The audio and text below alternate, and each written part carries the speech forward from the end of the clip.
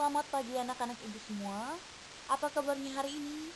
Semoga tetap dalam keadaan sehat ya.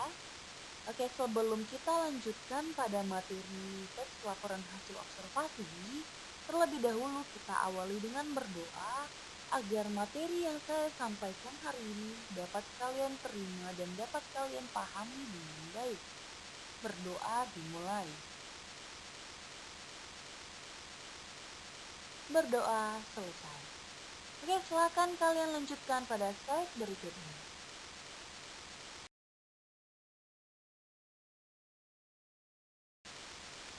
Oke, sekarang kita masuk pada materi selanjutnya, yaitu struktur teks laporan hasil observasi. Teks laporan hasil observasi secara umum memiliki 3 struktur, di antaranya yang pertama pernyataan umum. Apa itu pernyataan umum? Pernyataan umum yaitu terdapat pembukaan, berisi pembuka atau informasi secara umum mengenai hal yang akan disampaikan.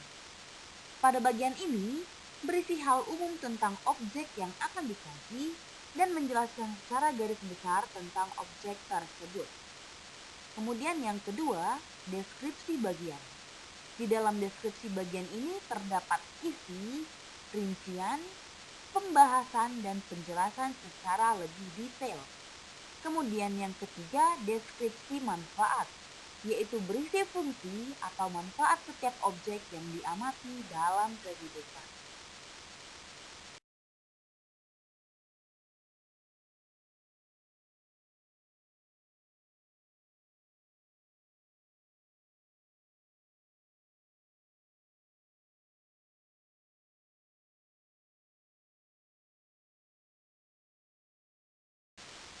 Kemudian ciri-ciri teks laporan hasil observasi.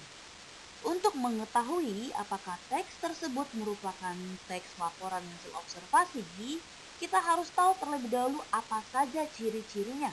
Di antaranya yang pertama, isi bersifat objektif atau tidak memihak. Kemudian yang kedua, ditulis berdasarkan fakta yang terjadi saat pengamatan dilakukan. Kemudian yang ketiga, isi teks tidak boleh mengandung hal-hal yang menyimpang. Keempat, disajikan dalam bentuk yang menarik.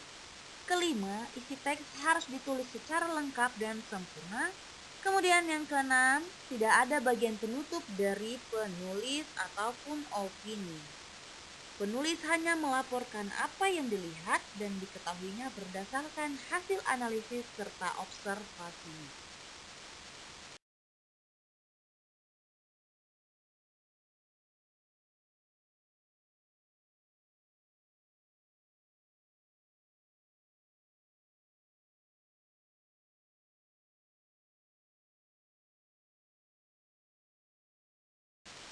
Selanjutnya, sifat-sifat teks laporan hasil observasi. Ada 3 sifat-sifat dari teks laporan hasil observasi, diantaranya yang pertama bersifat objektif. Artinya, teks laporan hasil observasi harus sesuai dengan kenyataan. Seperti yang sudah saya jelaskan pada bagian ciri-ciri. Tidak boleh menuliskan sebuah laporan apabila tidak sesuai dengan kenyataan atau fakta yang ada. Maka, teks laporan hasil observasi harus ditulis sesuai dengan kenyataan dan apa yang dilihat saat itu juga. Kemudian yang kedua bersifat informatif. Teks laporan hasil observasi dapat dijadikan sebagai sumber pengalaman orang lain jika melakukan hal yang serupa. Kemudian yang ketiga bersifat komunikatif. Artinya mudah dipahami dan mudah dimengerti, baik itu dari segi bahasa, sehingga pesan yang hendak disampaikan si penulis dapat diterima si pembaca dengan baik. Oke, baik, sampai di sini dulu materi kita pada hari ini. Untuk materi selanjutnya akan kita lanjutkan pada pertemuan berikutnya. Jangan lupa kalian tulis kembali materi berikut ini ke dalam buku catatan kalian. Kemudian hasilnya kalian foto dan kirim ke classroom. Kalian foto mulai dari awal pertemuan bab 4 sampai yang terakhir ini ya. Oke, jangan lupa untuk dibaca dan dipelajari. Tetap semangat, Tuhan memberkati. Shalom.